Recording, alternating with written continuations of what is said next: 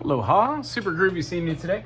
So one of the concepts we've been talking about is seeing what a major third is, what a minor third is, and what a perfect fourth is. One of the ideas we have is if we have a multi-note key, like a 6 chord, and maybe like a D minor 7, and an E minor 7, we could walk these up and walk them down in whole steps or half steps.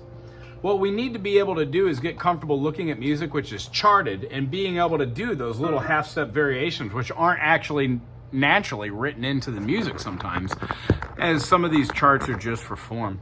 So if we were doing something like a C major to a D minor to an E minor to an E flat minor to a D minor. Each one of these you could add the 7th.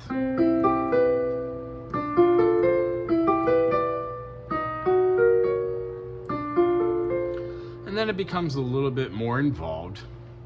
One of the things we could then do is put one of those notes on the bottom. So if our C major was playing a C to a D minor, and we use just all the bass notes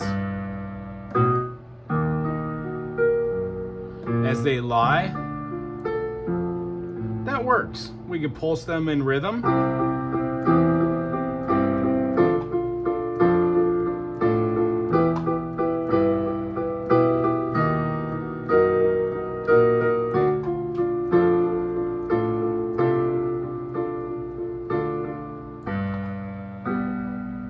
When we're playing an A section, we can embellish a little bit and use inversions.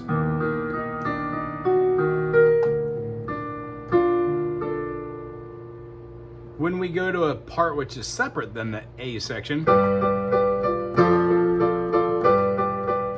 it becomes the B section, otherwise known as the reprise or the chorus. In most music that we hear, there's an A section and a B section. The B section sometimes is a little longer, but when it's something other than just an A section,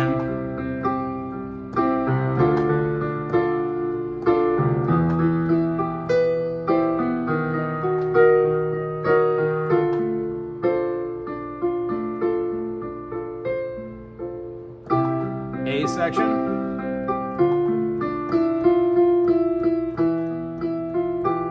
make up anything you want in here.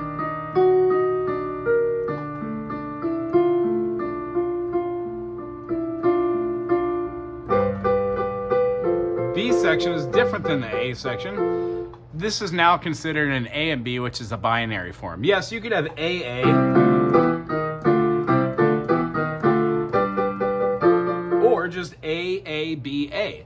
You could have ABBA, AAAAB. A. But what you'll tend to notice is if you do something other than just A, if you do a B, it becomes something called ternary, which means just in a row musically. Our B part would then learn or lead to a same phrasing or a melody that was contained inside A. So that's what we're kind of looking for, that we're keeping aware of. Every single song does that. The song that I was showing you from the book or from the chart starts with that C to C sus. I rose my eyes, threw back the curtain. This can be held through the whole thing, but the notes underneath there are C major, E minor, to a G7.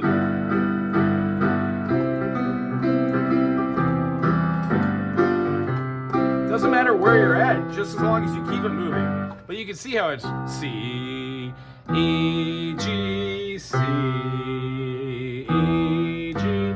What happens is that becomes the contour of what you're doing, and you just move the melody inside of there. So the melody notes from this, if you choose to play them,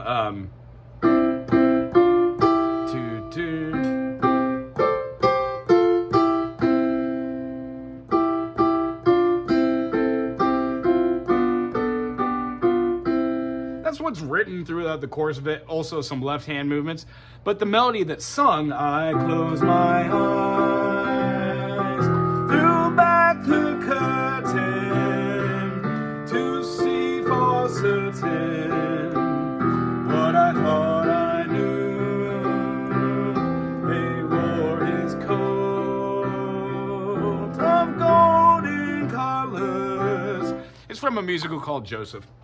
Anywho, the idea for the notes and the representations from music like this is just to be able to get through an idea so you're familiar, and then you can embellish. The things you would embellish with while writing a piece of music or playing them are done in form. So I just wanted to make you aware of today's lesson is going to be form. So no matter what you're looking at, whether it's a chart I send you, music contemporary written on the grand staff, or just chord pro where you have a bunch of lyrics and then the chord right above it, the idea is you get the basis of the feeling, you try and keep it all in root position, and then after a minute of doing the root position, you can go, cool, this is a repeating progression. So I don't need to keep it in that same root position. You can stay within an area.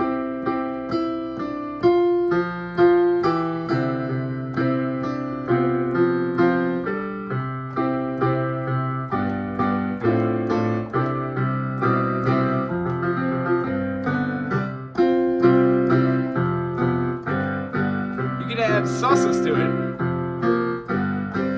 You can do it on the F too. And all these things, if we just move the chords,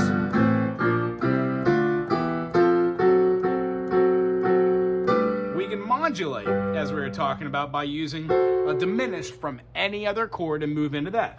So the takeaway from this week is if you're going to play any progression or write a little simple tune, maybe in the key of D major, we'll do D major, E minor, F sharp minor, G major, A major, B minor,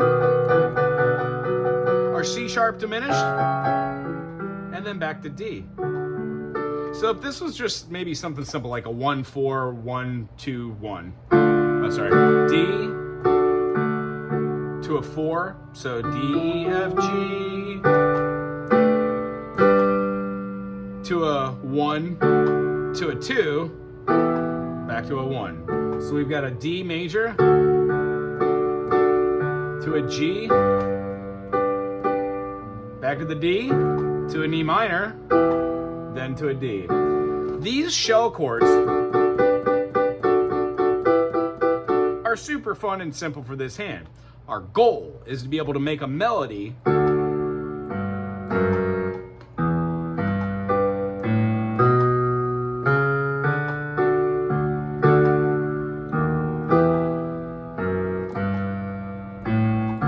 on the left hand that's comprised of D, E, F sharp, G, A, B, C sharp, and D for D major. For G major, G, A, B, C, D, E, F sharp, G. And then when we go to E minor, E, F sharp, G, A, B, C, and D. Meaning G major and E minor are the same. You just have to remember that F sharp's in there. And try to write a little left-handed bass lick for here. The idea is if we keep it pulsing over whole notes,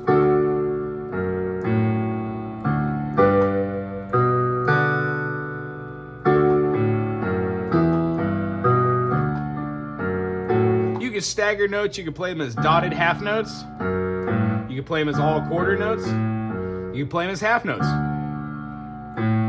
you can play them as eighth notes, and quarter notes combined. Just depends on what you want to come up with.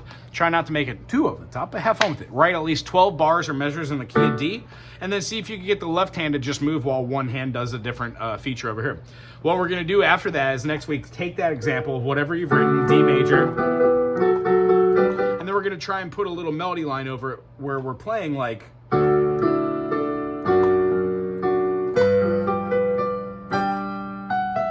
and have some moving notes that are not part of just the chords.